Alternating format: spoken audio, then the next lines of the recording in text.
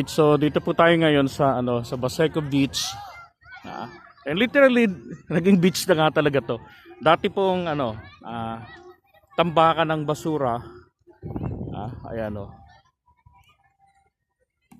So yung mga basura ngayon, ganito na lang po siya, mga water lily. Yan. Very manageable na po yung dumi, yung kalat. Diba? So yun nilalakaran natin. Sir, maraming po ngayon, seaweed. Ngayon? Oo nga eh. Ito po yung mga galing po sa ilalim ng dagat. Oo. Pero at least ganyan na lang, hindi na katulad dati, mga basura talaga. Diba? Hindi po, po ang basura, sir. Ano lang po yan. Very minimal na, no? Ang hindi po ang karamihan ng dyan, mga basura po namin dyan. Hindi na po talagang dagsaan. Sobrang dami po.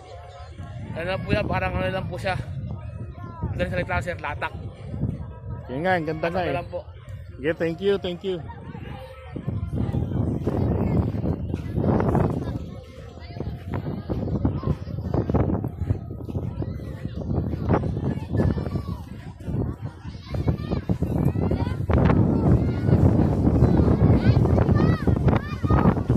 Hello, good morning.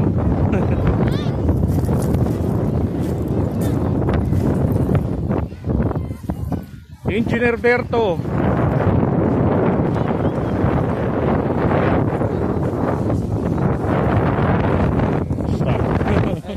Sir. Ngayon ka lang ulit, sir, namasyal. Oo nga.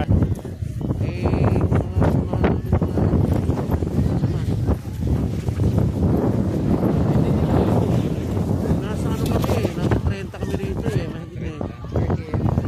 Tapos ang pinaka-supervise naman namin dito si Bobby Mendoza. Sir Gabi. Oo, si Bobby. Ano niya kasi, pagka ganito sama na linggo. Ate. Kayo lang po dito. Tapos sa loob, may lagoon. May lagoon. Sa lagoon. Doon marami sponsor, no? Oo, mga alaga na yun. Bangos, tilapia.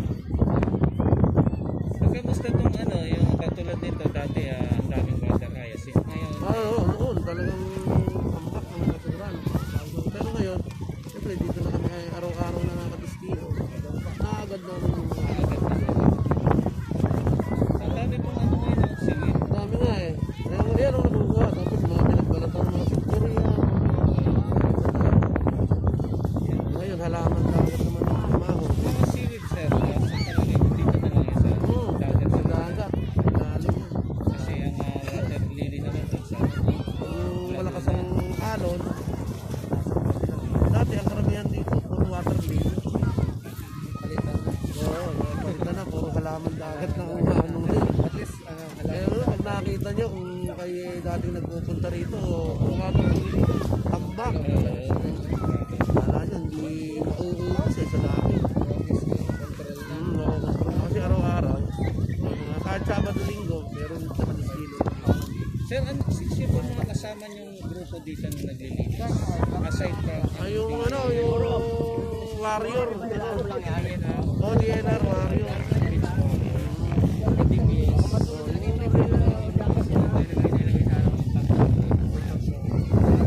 And sir, salamat po. Team leader. Alright, so kakatapos lang yung dinatnan ko na ongoing interview. Ngayon naman po eto na ho yung Baseco Beach. And literally, it becomes a real beach. Kasi nag-enjoy yung mga tao rito.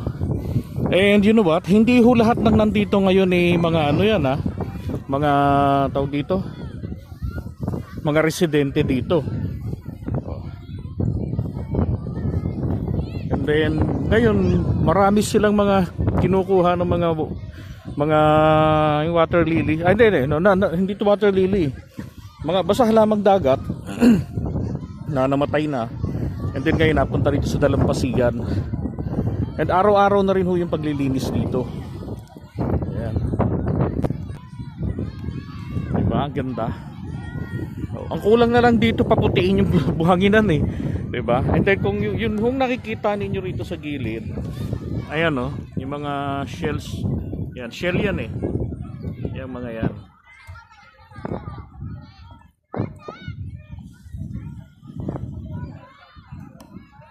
Yan, shell yung mga yan. Ang dami niyan dito. Hanggang doon yan sa may duluhan paikot nito. Ng lugar na to. Ayan oh.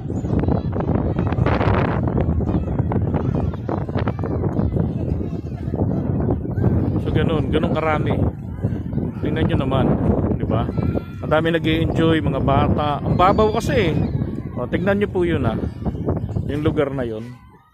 O, di ba? Ayun o. May mga nagsuswimming din doon.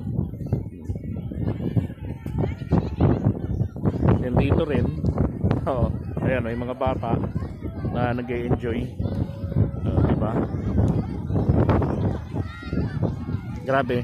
Sa panahon ngayon ni President Duterte, parang yung mga imposibleng bagay, katulad ho ng traffic sa EDSA na sinukuan na, akalain mo ngayon napakaganda nung daloy ng sasakyan sa EDSA, hindi na ganun kalala ang traffic na magsikat ng araw, sikat na din ang traffic. Ngayon ho, iba. Diba? Dahil dun sa pagkakatapos ng Skyway. Tapos eto pa, dito naman sa Baseco, dati ho itong tampakan ng basura.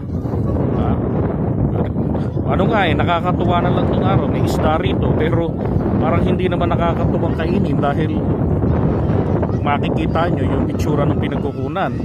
Kahit sabihin pa na galing ho yun dun sa Lao, yan, area ng Bataan or Cavite, hindi pa rin nakakakumbinsi. Kaya wala nagtitinda yata ng isda galing rito na sasabihin galing dito sa Manila Bay or Baseco. Diba? Dahil sa dumi ng lugar. Ngayon naman talagang ang linaw. Alam niyo po, hindi pa rin po ina-advise na paliguan etong Manila Bay. Pero sabi nga ng mga residente rito, nun gang puro basura yan, nililiguan namin Ngayon pa kaya na malinis na yung lugar. But still, hindi pa rin po recommended na paliguan ito. Diba? Lalo ngayon mas malinaw. Yung sinasabi ko, that was last year pa. Diba, mga kalagitnaan ng taon. Pero ngayon ho maliwanag pa sa sikat ng araw, ang ganda ng lugar, ang linaw ng tubig. Kung pwede lang makilangoy diba, gagawin ko yan talaga sayang ang punta. Kaya lang purpose po natin mag-vlog. Yun. Siguro mga susunod na linggo magsasunbathing tayo rito para lalo ako maging tisoy. Alright, so tingnan natin dito sa kabilang area naman.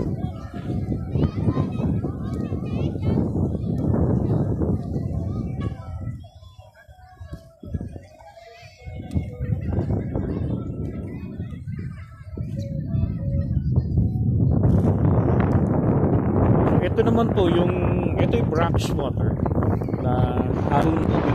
Brackish water din man to Ito ang dulo ng Pasig River. So magmula po dun sa may Laguna, Laguna Lake po hanggang dito po sa Baseco. Yan. Ito ho yung pinakadulo at bunganga ng Pasig River. Then kung napapansin nyo po doon sa area na yon, may bangka. Ito. Yan. Diyan sa area na yan. Pansinin nyo po yan. Yan ay batuhan doon to. Diba? Mga buhangin po yun. Burak po yun. So marami talagang tatrabahuin dito si Roy Simato, si Yorme, sa pangunguna ni President Duterte. Alam niyo, napakasarap magtrabaho, napakasarap maglinis. Lalo na tang presidente po all out po ang suporta. Ako di ko pa po nakakaharap ng presidente, hindi ko pa po nakakausap personally. Pero ako nag-enjoy ako talaga sa mga ginagawang proyekto under ng kanyang administration Ito umaga po. Diba? Kahit na maburak pa yan, dredging lang ang katapat niyan. Ito naman ho yung kabilang side ng ano ba to? Basta pier din yan, mga mga tawag dito, mga container van yung mga nakikita ko dyan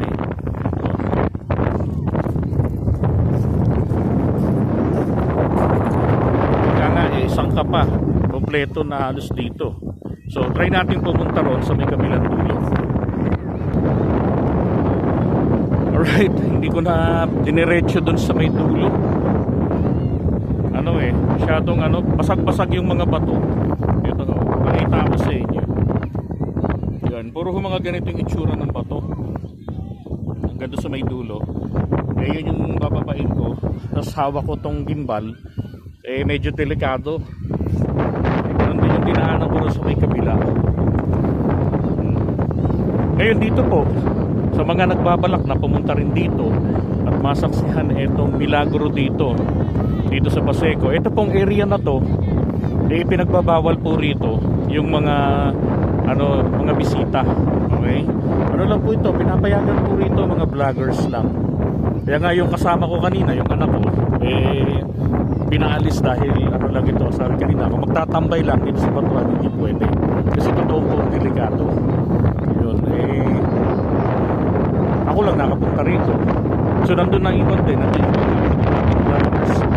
si Cofars, si Jacob. So yun nandun.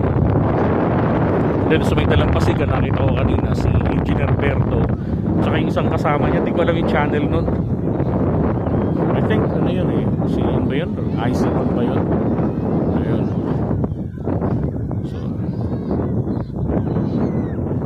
So ngayon po ano na ho mga alas 7 na ha, more or less alas 7 na, wala pa ang araw ngayon at malamig po yung hangin. Parang wari ko parang pakiramdam ko pang Disyembre yung lamig. Kaya kung ako lulublob dyan, ako malamang manghinginig ako dyan.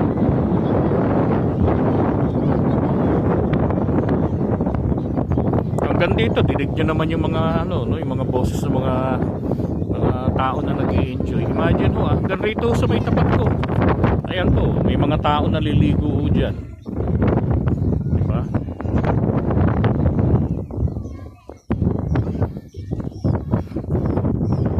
At yun naman hong side na yun naman ho ang yun naman ho ang MOA.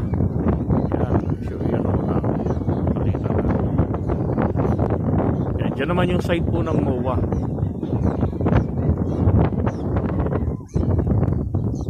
Na umiikik na yun, ito yan yung mga ibon.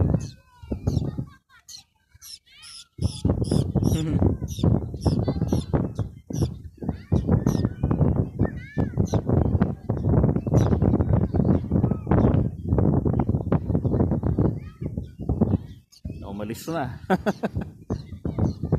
Lokong ibon yun, nagpa-picture lang. Hindi man lang lumapit.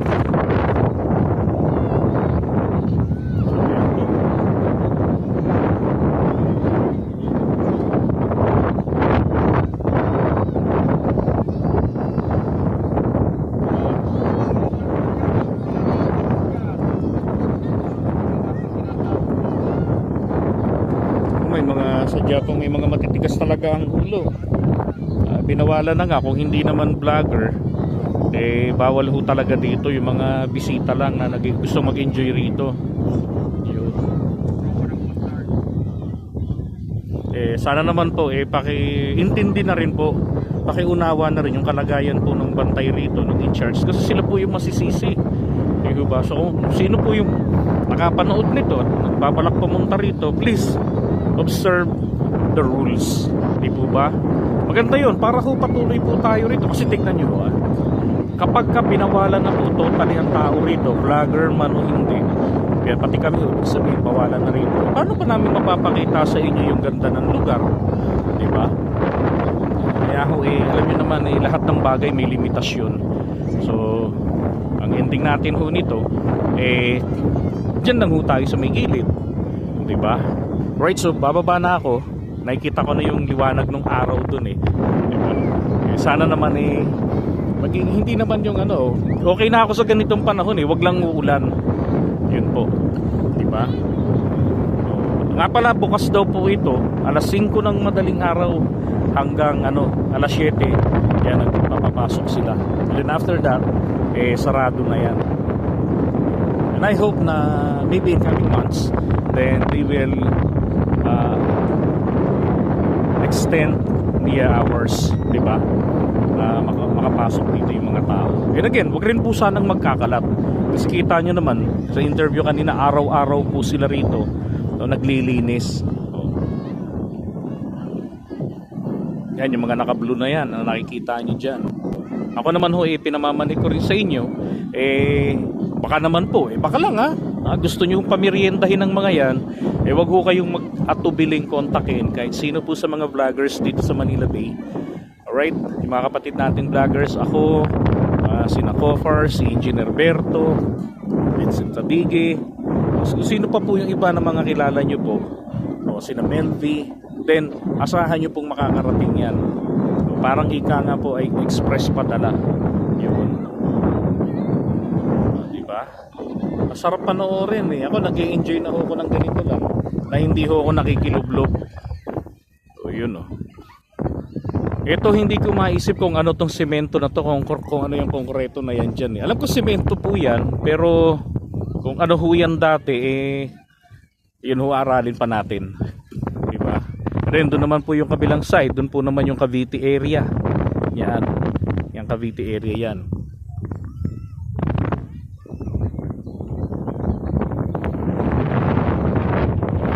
Grabe ang lawak. Lalo na itong bunganga ng Pasig River. Ito talaga po nangangailangan dito talagang i-dredging ito para maging mabilis mabilis yung pasok ng tubig dito sa Manila Bay coming from Lagunan Lake. Kasi pagka mabilis yung daloy ng tubig, iwas po yan, yung nai-stack at nagkokoso ng mabahong amoy pag nag-i-stagnan kasi yung tubig Alright, so bababa na uli ako doon. And then tingnan ko naman doon sa may mga kabilang area. Yan. Alright, so lakad-lakad lang muna tayo dito sa may sa may tabing dagat.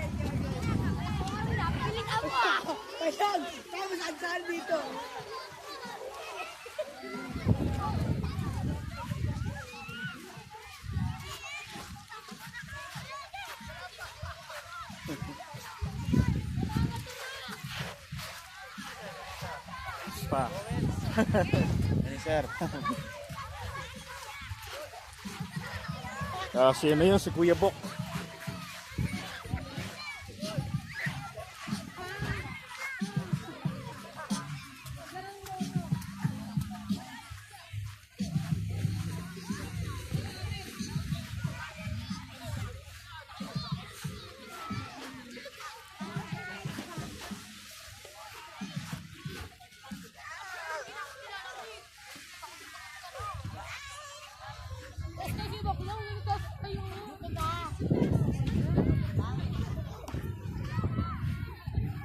Punta naman tayo rito sa may side na to. Dito yung mga mangrove.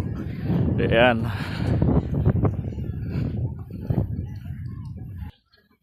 Okay, so dito naman tayo sa lugar ng mga mangroves. Hindi naman tayo makakapasok May yata mga magti-TikTok. So ayun ito. So mayroong mga tanim sila rito, mga nipa.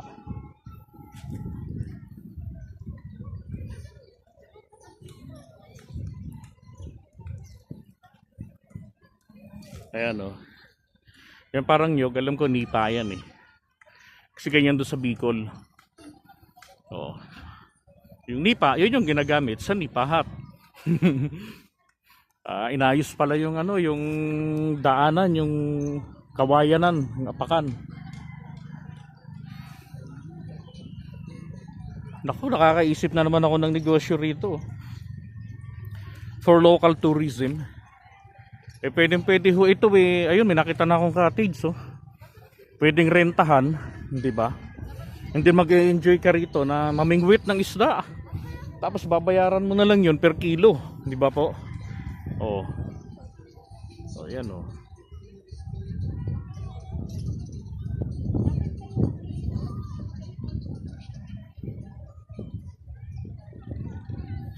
di ba? Kita niyo naman. So ito ho yung mangrove area or mangrove sanctuary. Ayan ho yung mga mangroves. Ayan, yan. Nasa harapan natin. So dito nagpipiesta yung mga ibon. Ibig sabihin, may maninenok, sorry po. Mga mamumukbang silang mga isda rito. Ayan. Right? So inayos dito tong daanan na kawayan. Di ba? Yun dun medyo ano, yung dati pa rin nakita ko. This is my second time na bumisita dito sa Baseco Beach. At makita rin ulit ito ng ganitong anggulo. Itong mangrove sanctuary. Yan. So yun, isip ko negosyo. Total may 2 tent na pala ron, no. No, cottage so, 'di ba? So, problema mo lang rito. Wala eh. Wala hong amoy na masama eh. Maganda yung amoy, oh.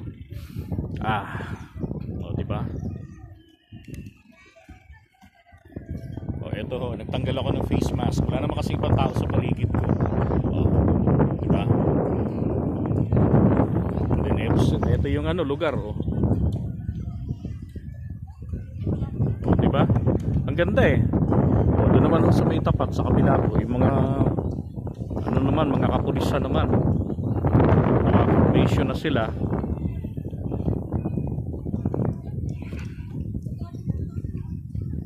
Alright, ito naman yung kanilang tapunan ng basura. Kaya sana lang po sa mga pupunta rito,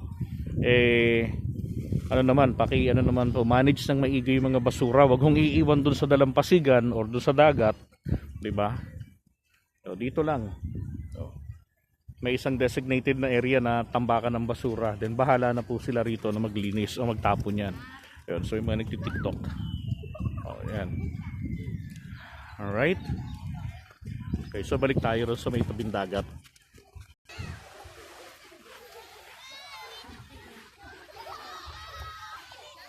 So pakita ko sa inyo gaano kalinaw ang tubig rito.